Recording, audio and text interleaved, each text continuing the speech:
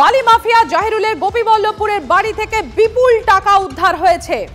আরো ডিটেইলস আপনাদের সামনে আমরা তুলে ধরব। ব্রেকিং নিউজ এই মুহূর্তে আপনাদের জানিয়ে রাখি, বালি মাফিয়া শেখ জাহিরুল আলী তার গোপীবল্লভপুরের যে বাড়ি, সেখান থেকে বিপুল পরিমাণ টাকা উদ্ধার হয়েছে। আপনারা জানেন এই বালি কারবারে ইতিমধ্যে জেলার বিভিন্ন প্রান্তে, রাজ্যের বিভিন্ন প্রান্তে এনফোর্সমেন্ট ডিরেক্টরেটের তল্লাশি চলছে।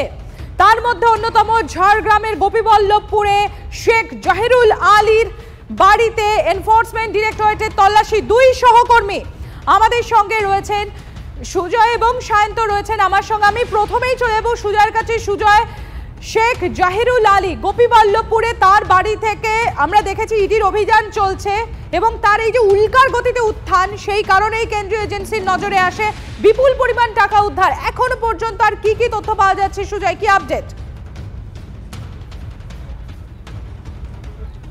দেখো, যেটা জানা যাচ্ছে এখনো গণনা চলছে, অর্থাৎ মোট টাকা পরিমাণ কত সেটা চলছে, কিন্তু এখনো পর্যন্ত প্রাথমিকভাবে যেটা জানা যাচ্ছে প্রায় 12 লক্ষ টাকার কাছাকাছি নগদ উদ্ধার হয়েছে, যার কোনো হিসেব এখনো তারা দিতে পারেননি।